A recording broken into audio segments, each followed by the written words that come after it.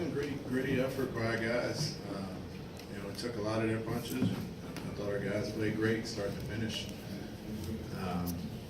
Big shot by the little guy. He has a it factor. He loves those moments. He loves taking those shots, and he always seems to come up pretty big. And he's been in a lot of games where he's had opportunities, so it's exciting in that room, but really excited for the way our guys competed all night.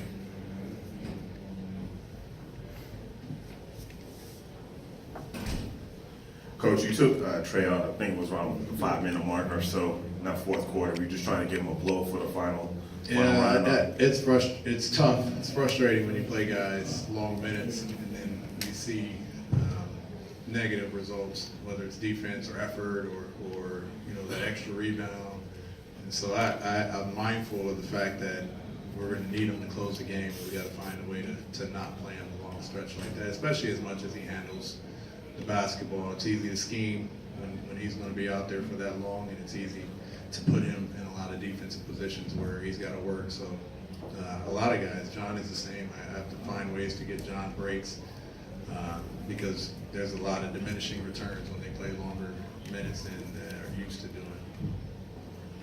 Coach, for the Sixers, Jimmy Butler has kind of been the go-to guy in those final seconds, but tonight forcing a shot clock violation, how would you assess how your team defended on that? Well, we've been in this situation a lot where, Kyrie's a closer for Boston and James Harden's a closer for Houston. And, there's it on every team. And so they're going to get it to the guy that's produced results, and we're going to try and make someone else beat us. And I thought our guys did it, appropriate adjustment at the right time. And obviously they ran into a shot clock violation.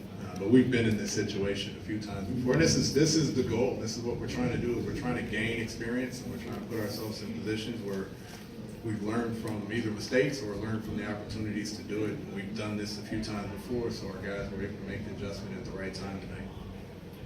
There's only a handful of games left, and Trey's obviously gotten better and better as the season has gone on. Do you think he deserves to be Rookie of the Year?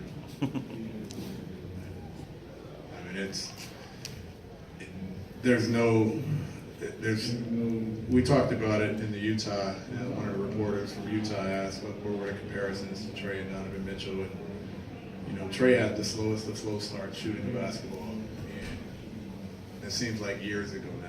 It was 1.5 months, and he's been great ever since. And I don't know how many rookie records he has here with the organization. I don't know how many rookie comparisons he has throughout the league.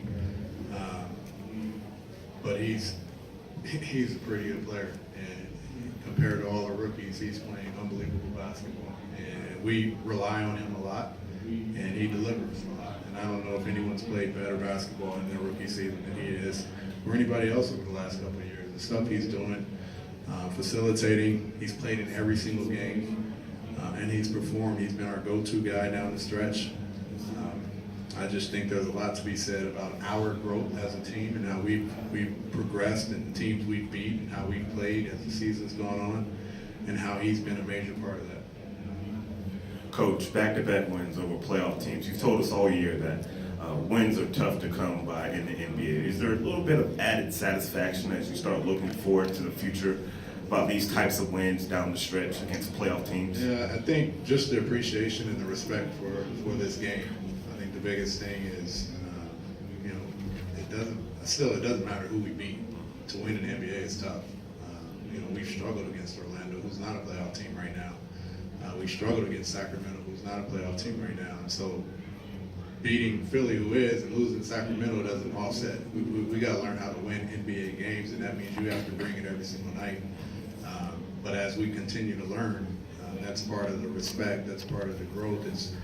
Is not feeling like we can show up and things are just going to fall. We have to perform at this type of level on a nightly basis, regardless of who the opponent is. Coach, obviously Trey's going to get a lot of attention for his performance on the offensive side of the ball tonight, but I think in the fourth quarter, and about in the middle of the fourth quarter, Trey tried to draw a charge. How encouraged were you just to see him giving that type of effort? I think that's huge, and I think it's huge in the locker room more than anything. One of the things we try and talk about is just being in there, being a part of the fight. you know, Boban comes in the game, and if you're a small and you get switched on him, you know, you got to do what you can. I don't think you're going to end up with the rebound. That doesn't mean you have to just concede to it. And I think just being a part of the fight is very important in the locker room, and the guys respecting the effort, respecting the fact that he's committed on that side of the floor, and all of our guys, you know, just being committed to do those extra intangible things. That goes a long way. Make an extra pass. Kevin, I thought, made an unbelievable extra pass to TP in the first half, or early in the third quarter. And that goes a long way in the locker room. That gives you the chemistry and the energy that you like out of the team, and we have that energy right now. John Collins drew some criticism for his defensive acumen earlier in the year, but recently he's had a bunch of good rotations, good verticality at the rim. Is that something you've been specifically? Yeah, growth and development. You know, it's not just on the offensive side. I think it's easy to look at shooting numbers and say, oh, he's gotten better as the season's gone on. John's gotten better on the defensive side as the season's gone on, and he's chasing down blocks and coming out of nowhere to go get blocks. He was a part of the reason why Jimmy couldn't get a shot off at the end. He left his guy and corralled and showed a crowd to Jimmy to get the ball out of his hands. The awareness, the activity for him to be that way on the defensive end, especially this late in the season, shows he's still committed to trying to get better, and that's been a major area of focus for him. Criticism or not, it's still about growth and development on every aspect of the game. Coach, one of the things you've preached all year has been playing downhill. How pleased are you seeing the team today being as aggressive as they are, especially like Kevin? I think sitting next to John has kind of rubbed off there, two big dunks during the game. He's, you know, I talk about Kevin the same fashion all year.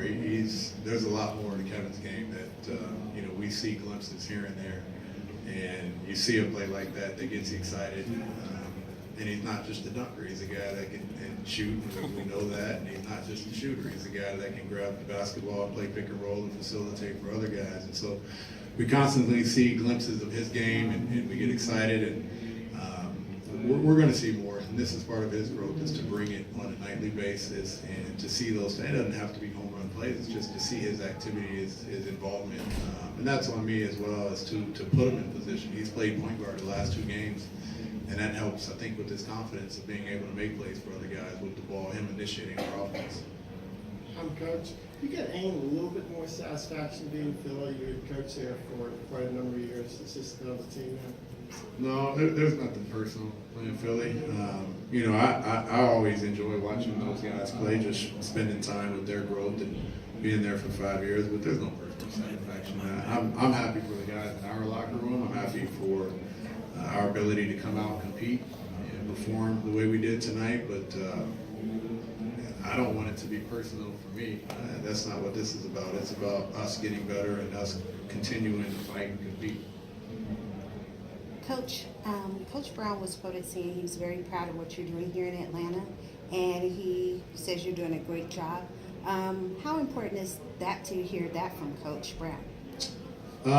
That's important. He tells me himself. It's great. You know, obviously, he's a major part of why I'm here. The empowerment of what he was able to let me do in Philadelphia. So it's encouraging. I think he's doing an unbelievable job. And I know it's tough to say that now, but they've had 2 major trades and brought in 2 major players in addition to about 5 or 6 other role players. And it's tough. I know how it is in the locker room now, being a head coach, and to balance and manage minutes and to balance and manage rotations and keep everybody happy while trying to build a team. It's tough, but they're still 3. They're still 3rd in the East, and they'll figure it out. They'll be fine moving into the playoffs.